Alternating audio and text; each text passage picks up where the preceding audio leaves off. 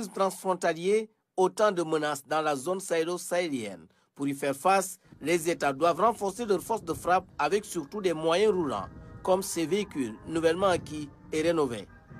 La cérémonie qui nous réunit ce matin illustre la vision politique de son Excellence M. Macky Sall, président de la République et chef suprême des armées, de renforcer les capacités opérationnelles. Nous devons donc agir par le renforcement de notre veille et la préparation d'une riposte appropriée. L'acquisition de ces nouveaux matériels permettra sans aucun doute aux armées de mieux se préparer en renforçant non seulement la mobilité terrestre des unités, mais aussi leur puissance de feu. Au total, 207 véhicules, dont ces 20 engins blindés de reconnaissance et amphibies, avec leur armement 14,5 et 7,62.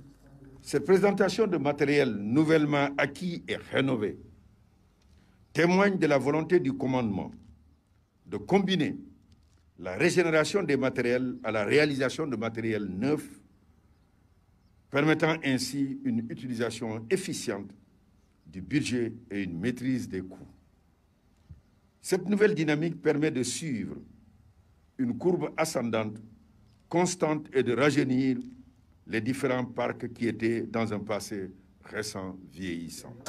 La direction du matériel des armées a rénové et doit également s'occuper de l'entretien. Et riche celui qui sait prendre soin de ce que Dieu lui donne.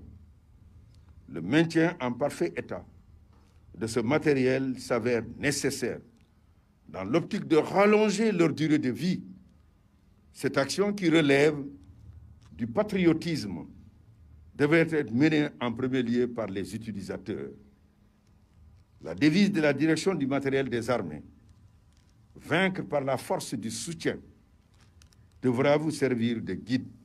Le ministre des Forces armées n'a pas manqué de saluer l'implication personnelle du chef d'état-major général des armées dans le renforcement des capacités opérationnelles et l'amélioration des conditions de vie et de travail des militaires.